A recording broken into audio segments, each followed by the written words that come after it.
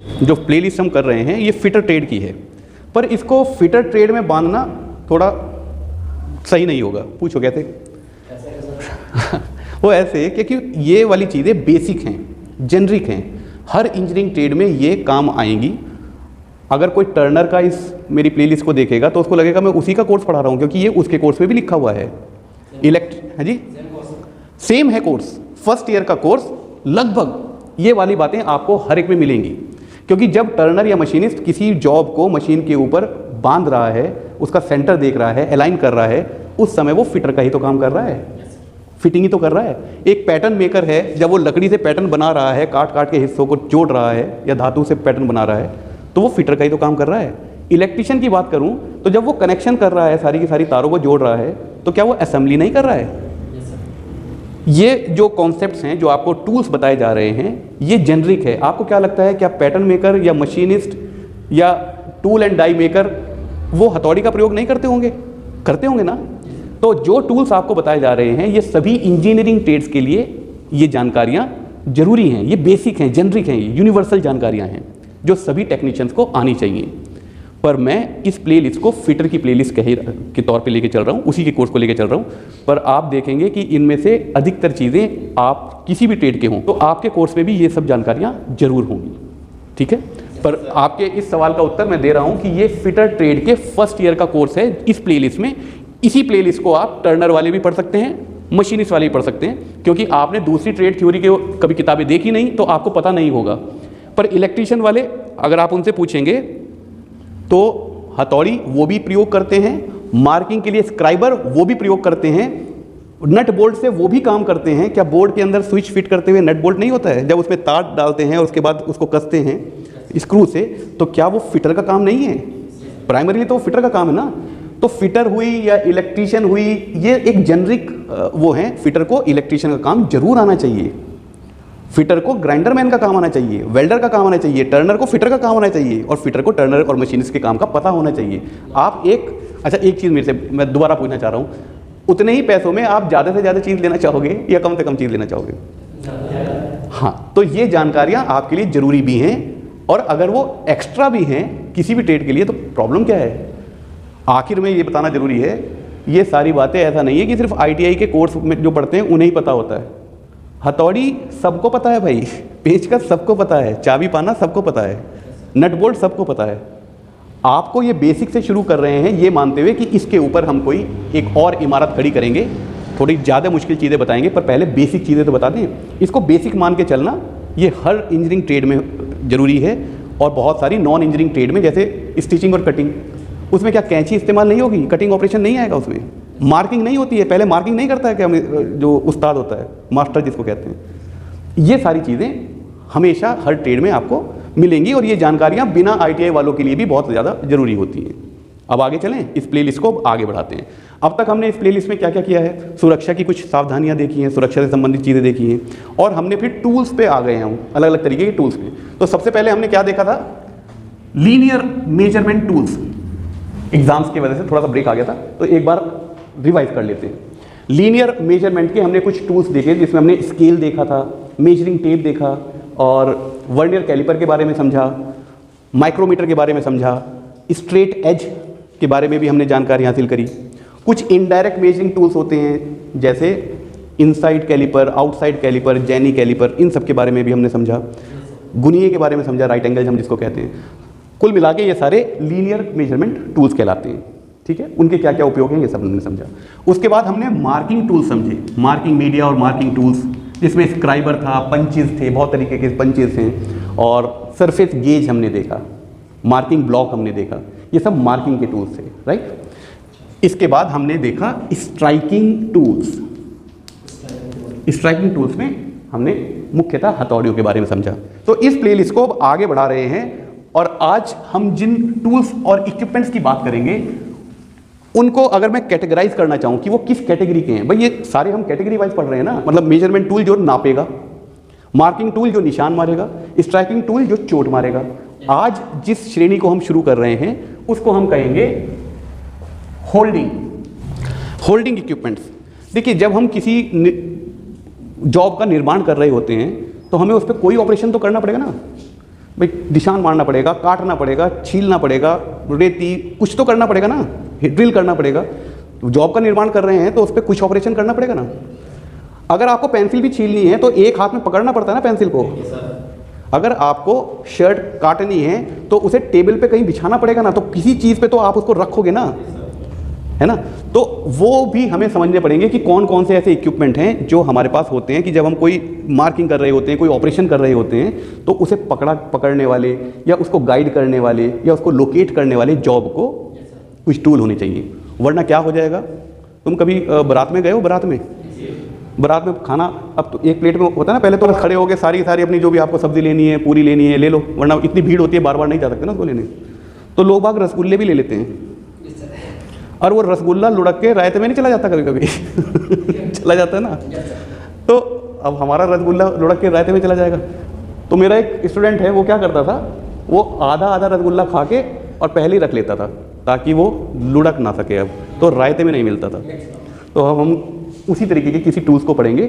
उसकी कैटेगरी को मैंने बता दिया कि हम इसको होल्डिंग डिवाइसेस कह रहे हैं, होल्डिंग इक्विपमेंट्स, कि ये आपके जॉब को ऑपरेशन के वक्त सिक्योर करके रखेगा। इसके क्या क्या काम हो सकते हैं पहले मैं वो लिख देता हूँ, ठीक है। अब जैसे ये मैंने कुछ शब्द लिख दिए ना, ये सारे जो हम इक्विपमेंट इस सेक्शन में पढ़ेंगे प्लेलिस्ट के, उनके मोटे मोटे ये काम होंगे। एक एक करके समझ लेते हैं। सपोर्ट मतलब वो उसको सपोर्ट करेगा, मतलब हम हवा में तो रख के किसी पे हथौड़ा नहीं मारेंगे ना, कहीं तो रखेंगे ना।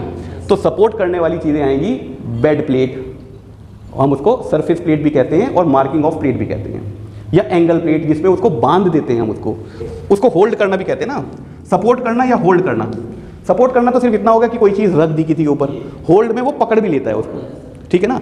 तो इस तरीके के जो इक्विपमेंट है वो इन दोनों कामों को करते हैं, जैसे सरफेस प्लेट या आपके एंगल प्लेट, होल्ड करेंगे और सपोर्ट भी करेंगे उस जॉब को। लोकेट करना, लोकेट मतलब सेंटर को लोकेट करना है, तो वी ब्लॉक जैसी कोई चीज़ हम समझेंगे। इसी होल्ड वाले उसमें वाइस हम समझेंगे, वाइस जैसे बेंच वाइस होती है ना, एक जकड़ जो होती है वो पकड़ लेता है, होल्ड कर लेता है।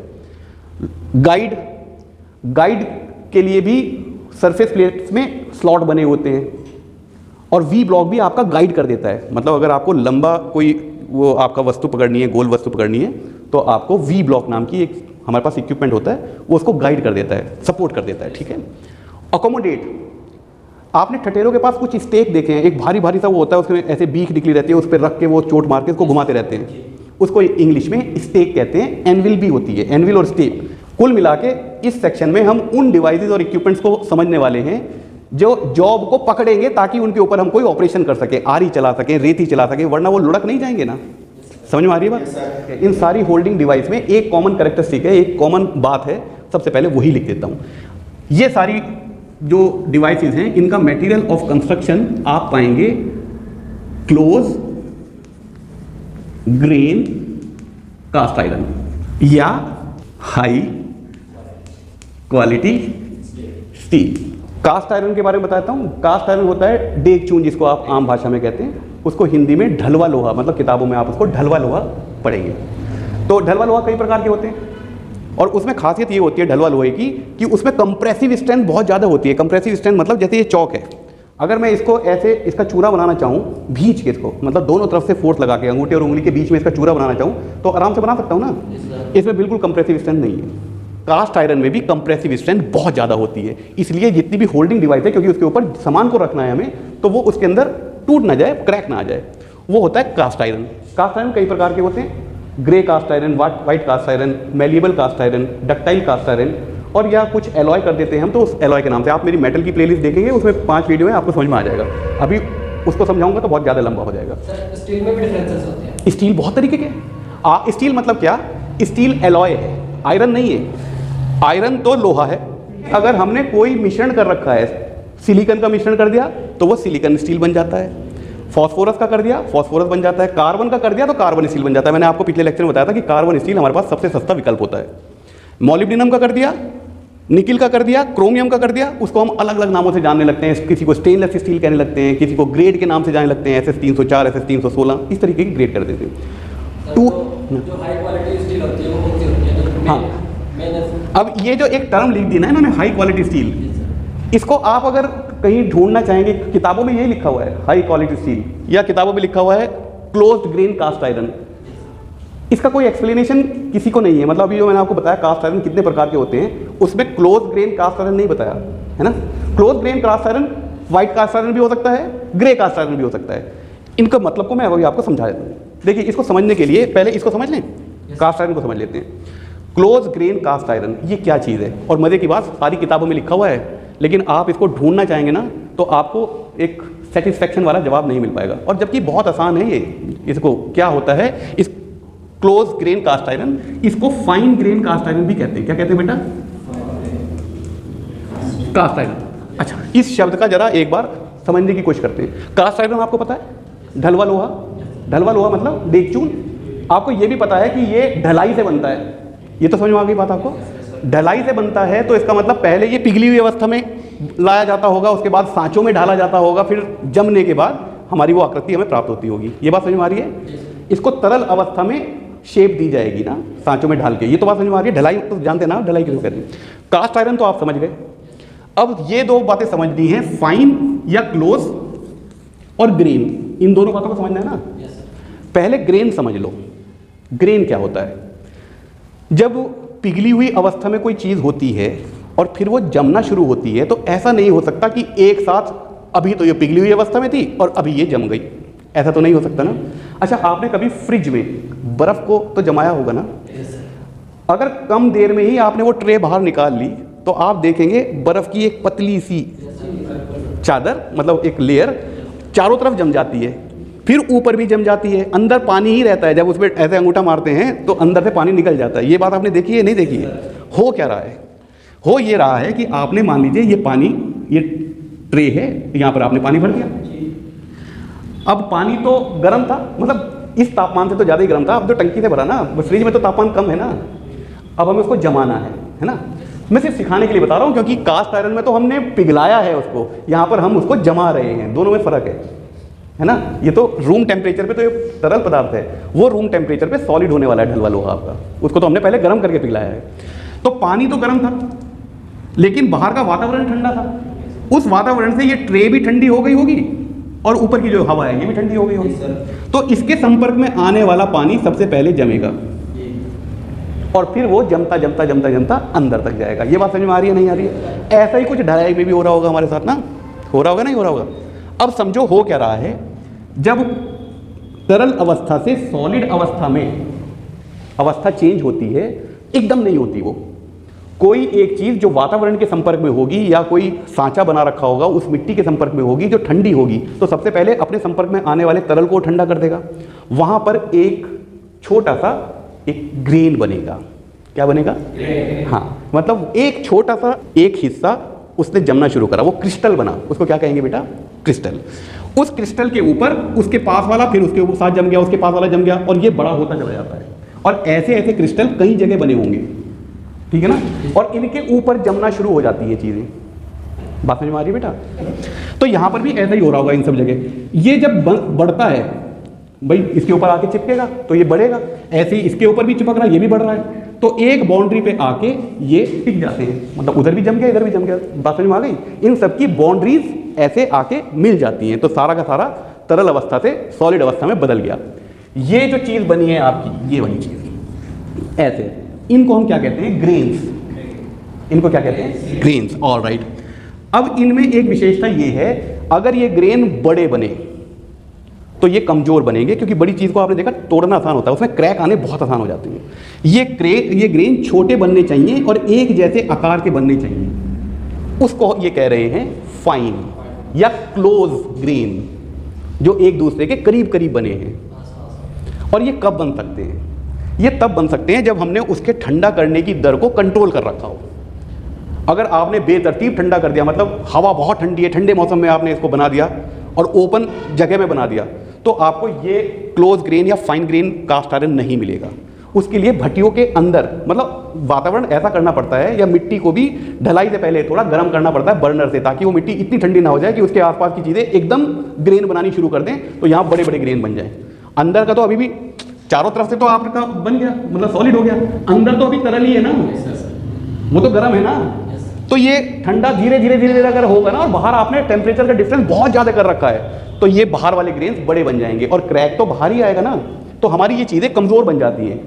ये वर्ड का लिखने का, इस शब्द के लिखने का मतलब सिर्फ इतना है कि आप कास्ट आयरन की जब ढलाई कर रहे हैं तो टेम्परेचर, उसके ठंडा करने की दर को कंट्रोल करें। ऐसा ना हो कि वो बहुत जल्दी हो रहा हो, ऐसा टेम्परेचर उसका धीरे धीरे नीचे लाएं ताकि वहाँ पर क्लोज ग्रेन स्ट्रक्चर आपको मिल जाए। ये मजबूत होता है, ये स्ट्रक्चर मजबूत होता है, कंप्रेसिव स्ट्रेंथ ज़्यादा होती है और झटकों को सहने की क्षमता भी ज़्यादा होती है, मतलब उसमें क्रैक नहीं पड़ेंगे। आप मेरी बात समझ रहे हैं? होता ये ग्रे कास्ट आयरन ही है, लेकिन बस इसको बनाने में थोड़ी सी सावधानी बरती जाती है। तो उस ग्रेड के कास्ट आयरन से हम बनाते हैं होल्डिंग इक्विपमेंट्स। ये बात समझ में आ गई? कोई शक हो किसी का? अब बात करते हैं स्टील की। ये दूसरी चीज़ क्या लिखी है? High quality steel. पहले तो स्टील हम समझ लें, स्टील होता है इस्पात। इस्पात मतलब आयरन 90%, 95%, 98%, इसमें आयरन ही आयरन होगा। बाकी 2% से लेके 30%, 35% भी होते हैं। हमने किसी और धातु का मिश्रण कर रखा है। क्यों कर रखा है? इसलिए कर रखा है क्योंकि उस जॉब में से, जो इस मटेरियल से, इस धातु से हम बना रहे हैं, उस जॉब में कुछ मुझे वो गुण चाहिए। कभी कभी जैसे आप डॉक्टरों को ऑपरेशन करते देखते हैं, उनके जो चक्कू और कैंची होती होंगी उसमें जंग नहीं लगना चाहिए। अगर जंग लग गया तो शायद पथरी तो निकाल दी, लेकिन इन्फेक्शन से बढ़ जाएगा मरीज, है ना? तो हमें उसको क्रोमियम स्टील का बनाना पड़ता है, क्योंकि क्रोमियम जंग नहीं लगने देता। आयरन में अगर क्रोमियम मिला दिया तो जंग नहीं लगने देगा, हार्ड भी बना देगा, पर हार्ड तो टंगस्टन भी बना देता है।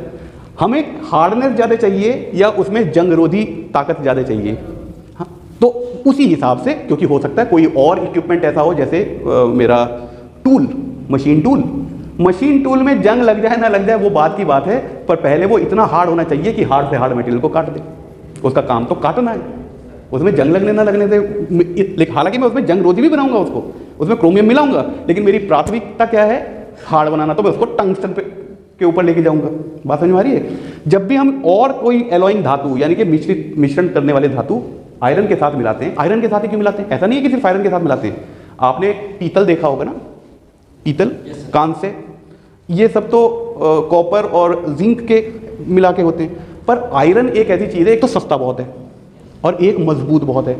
तो सस्ता करने के लिए और मजबूती प्राप्त करने के लिए हम ज़्यादातर आयरन की एलॉइंग करते हैं। बात समझ में आ रही है? तो स्टील तो हम समझ में आ गया कि स्टील में हमने आयरन के साथ कोई ऐसा धातु मिला रखा है जिसमें हमें कुछ गुण फालतू मिल जाए, आयरन में कुछ गुणों में वृद्धि हो जाए, जो आयरन के प्रारंभिक गुण हैं उनमें कुछ वृद्धि हो जाए, यांत्रिक गुणों की बात कर रहे हैं। ये सारे के सारे इक्विपमेंट जो हैं, इनके ऊपर सामान रखा जाएगा, कभी घिसरा जाएगा, कभी पटका जाएगा, और हो सकता है उस पर मार्किंग करते हुए हमें चोट भी तो मारनी पड़ रही है ना। तो इम्पैक्ट लोडिंग भी आ रही है, झटके वाली लोडिंग आ रही है। झटके वाली लोडिंग से टूट जाता है ना जल्दी सामान, हथौड़ी मारने से टूट जाती है। ऐसे हथौड़ी को रख के उसके ऊपर खड़े हो जाओगे तो नहीं टूटेगा ना वो सामान। इम्पैक्ट लोडिंग अलग होती है। तो बहुत सारे ऐसे धातु होते हैं जिनका मिश्रण करने से उनमें वो प्रॉपर्टी आ सकती है। घिसाव रोधी बन सकते हैं, जंग रोधी बन सकते हैं, घिसाव रोधी, जंग रोधी, इम्पैक्ट लोड को सहने वाले, या डायमेंशनल स्टेबिलिटी, मतलब गर्मी में फैल ना जाएं और सर्दी में सुकड़ ना जाएं। तो फिर तो मज़ा खराब हो गया ना। ये हाई एक्यूरेसी के होते हैं, मतलब ऐसा नहीं है कि सरफेस प्लेट बनाई और थोड़े दिन बाद पता चला वो टेढ़ी मेढ़ी हो गई, ऐसा नहीं हो सकता ना। उसकी डायमेंशनल एक्यूरेसी बरकरार रहनी चाहिए। तो हम इस तरीके की आयरन में एलॉइंग कर देते हैं, ठीक है। तो या तो ये ढलवा लोहा से बनेगा या ऐसे किसी इस्पात से बनेगा जिसमें हमें कुछ ऐसे गुण हमने मिश्रण करके बढ़ा रखे हैं, उसको हम कहते हैं क्या? High quality steel. इसको आसान शब्दों में अगर मैं बता दूं तो सिर्फ ये कहना चाह रहे हैं, कार्बन स्टील से मत बनाना, क्योंकि कार्बन स्टील जो है वो हाई क्वालिटी नहीं, वो तो सबसे सस्ता है। कार्बन स्टील के अलावा कुछ महंगे आइटम इसमें मिला रखे हैं, मतलब ये मिठाई थोड़ी महंगी वाली है, ठीक है।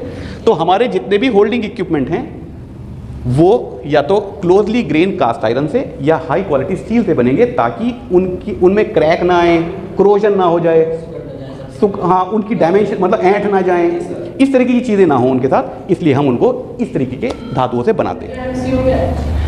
MOC में जब भी लिखूंगा ना, इनका सवाल था MOC क्या है, इसको मैं मटेरियल ऑफ कंस्ट्रक्शन, और ये इंजीनियरिंग भाषा में एक बहुत कॉमन टर्म है, टेक्निकल भाषा में बहुत कॉमन टर्म है, आपको ये पता होना चाहिए। मतलब किस धातु का बना है, मटेरियल ऑफ कंस्ट्रक्शन, उस धातु, उस पार्ट को जो निर्माण कराया है हमने, वो किस धातु का, किस सामग्री को यूज़ करा है। तो आज के इस लेक्चर में, इस प्रारंभिक लेक्चर में इतना ही। जैसे जैसे ये प्लेलिस्ट आगे चलेगी हम इन सारे होल्डिंग इक्विपमेंट्स के बारे में समझेंगे। एक बार फिर बता दूं, हो सकता है ये अलग अलग किताबों में अलग अलग चैप्टर्स में लिखी हो, पर मैं इसको एक साथ ही पढ़ा रहा हूँ। टूल्स ही तो पढ़ाने हैं, कंबाइन कर रहा हूँ। ठीक है, तो आज के इस लेक्चर को बस आज यहीं पे रखें, इतना करें। कोई आपके सवाल और रह गए हो तो पूछ लीजिए, कोई भी आपका सवाल हो पूछ लें। आप लोग अपने कमेंट्स में लिखें, अगर आपके कोई सवाल हैं मैं उनके उत्तर दूंगा। तो ठीक है, फिर आज के लिए विदा लेते हैं और अपना ध्यान रखें, खुश रहें, स्वस्थ रहें, पढ़ते रहें। Thank you very much, good bye.